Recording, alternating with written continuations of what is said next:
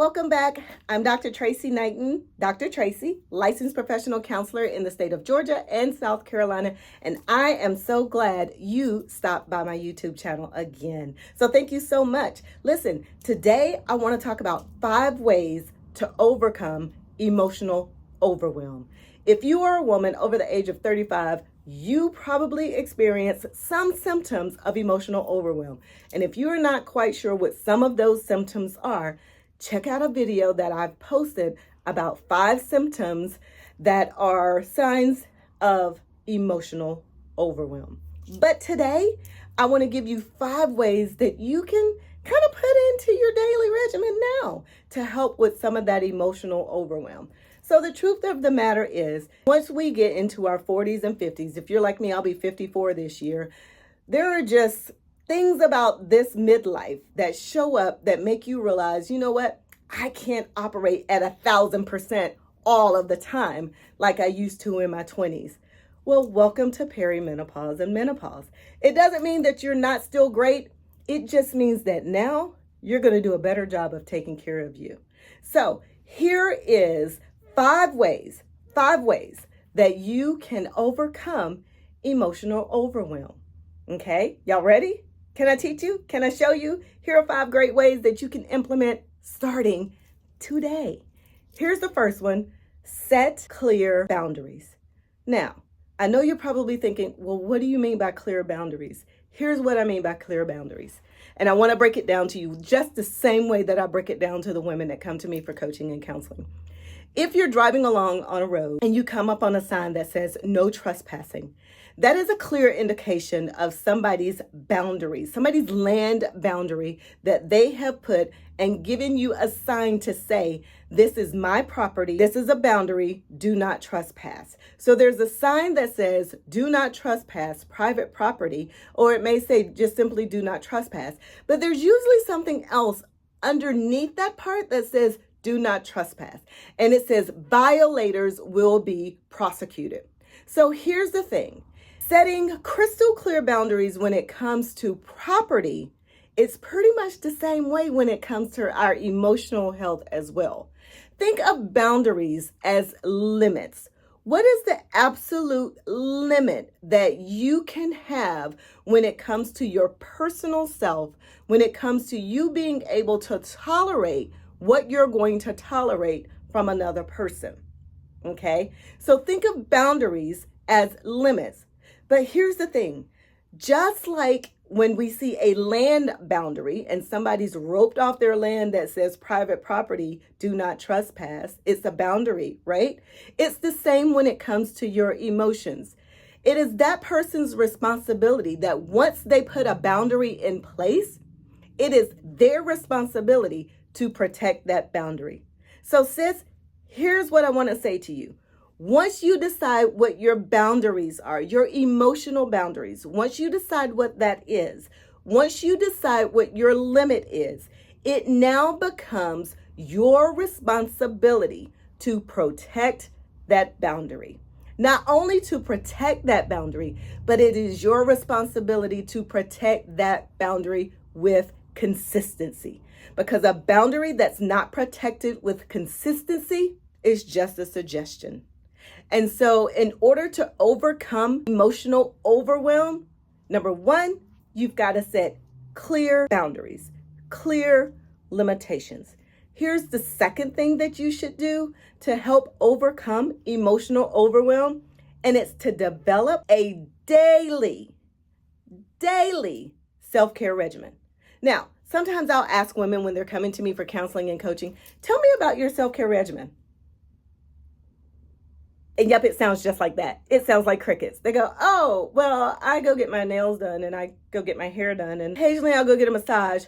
No, self-care is not an event, okay? Self-care is something that you do daily. Just like you take a shower daily, you brush your teeth daily, you brush your hair daily.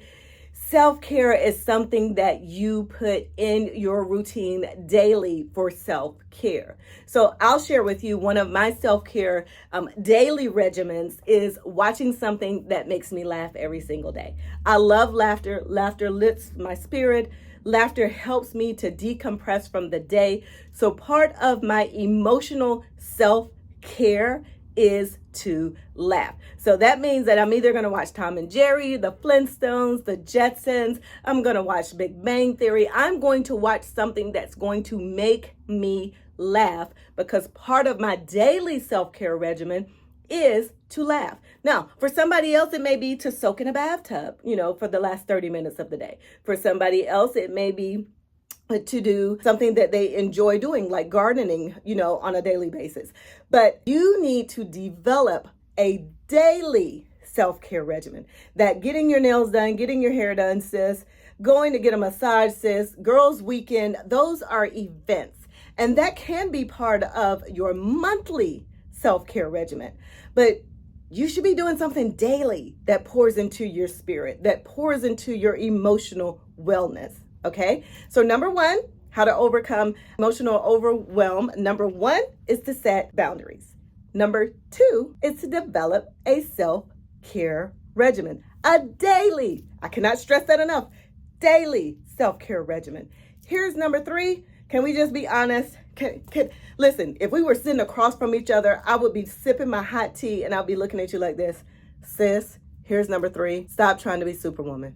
Just stop. Just fold Superwoman's cape up very nicely and put it in a drawer, the back of the drawer, and close the drawer. I want you to stop trying to be Superwoman. Let's just be honest. Superwoman does not exist. She's a myth. And for so long, we have demonized ourselves for not being Superwoman. We have talked down to ourselves for not being Superwoman. We have, oh my gosh, we have been so awful to ourselves internally with our internal dialogue and conversation, because we have been trying to live up to a myth that does not exist. And her name is Superwoman. How many times have you given up your own personal goals, your own personal aspirations, your own personal rest and relaxation, your own personal peace to show up for someone else and to show up with that red cape on and that S on your chest? How many times have you done that? And so today, whatever day you are watching this video, I want you to make a declaration to yourself today that you will stop trying to be a myth that doesn't exist, and her name is Superwoman. Can you do that for you? I want you to do that for you. So number one, set clear boundaries. Number two, develop a daily self-care regimen. Number three, stop trying to be Superwoman. Here's number four, sis, get you a tribe. Find like-minded women. It could be on Facebook, it could be on IG, it could be in your community, it could be your biological cousins, your siblings, your best friends, but find like-minded women who are going through life in some of the same ways that you are. And here's what I mean by that. Oftentimes we will isolate ourselves when we start to feel anxious and depressed. That is the worst thing you can do. You need a tribe that's going to cheer you on. You need a tribe that's going to engage with you. You want a tribe that's going to hold you accountable for number three, which is stop trying to be Superwoman. That's going to hold you accountable for number two in developing that daily self-care routine. You need a tribe that's going to hold you accountable for number one in setting clear boundaries.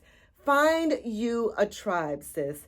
Find you a group of women who can engage with you, who can encourage you, who can empower you, because life is about engagement and relationships. And as we navigate through perimenopause and menopause, we need to know that we're not in this by ourselves, okay? And here's the fifth one. Here's the most important thing, and I am a little biased on this one. I'm just going to be honest with you. Here's number five. I need you to find a good therapist. I need you to find a great coach. I need you to find that person, that professional who can help you work through some of the nuances and some of the thought patterns that you've had in your 20s, 30s, and even in your 40s. And if you're like me, you're over the age of 50, there are some roots that you've got to get to. There are some things that you've got to get to the root causes of, the root thoughts of, that keep showing up, that make you think that you still have to keep showing up as the person that you used to be. Here's what I tell my clients all the time. When they share with me, I'm just so tired of always being everyone's answer. Well, can I be honest with you? The truth of the matter is you set it up that way. If you're tired, if you're like some of my clients and you're tired of always being everyone's answer, then you're the one that set it up that way, because we teach people how to treat us. And so what ends up happening is the very thing that you put in place in your 20s, 30s, and 40s, now in your 50s, you're exhausted and you're tired of being that way. But guess what? If plan A always works, there's no reason to go find a plan B, C, D, E, F, G, because plan A always works. And this is why, number one, setting clear boundaries is so very important. Because once you decide that you're no longer going to be plan A, listen, you've got to be ready to enforce that boundary over and over and over again until the lesson is learned. And a good therapist, a good coach is going to help you navigate that. Okay? So those are my 5 ways in how to overcome emotional overwhelm. If you're a woman in your 40s and 50s, you are in perimenopause, and this is a beautiful place to be. Listen, I don't want you suffering through this time. It is a time of beautiful development and growth. And we as women have to learn how to embrace this, just as we embrace becoming a woman when we got our cycles early on as adolescents and teenagers. We've got to learn how to embrace this other end of life, which is called midlife. Midlife is all about enjoying life and creating the 2.0 version that you want to see in your life. And so now, before now, you were being everything to everybody else. Here's the great thing about midlife. You get to be everything for you. So I hope you enjoyed this video. Share this video. Leave me some comments and let me know what you think about these 5 ways to overcome emotional overwhelm. And I will see you in the next video.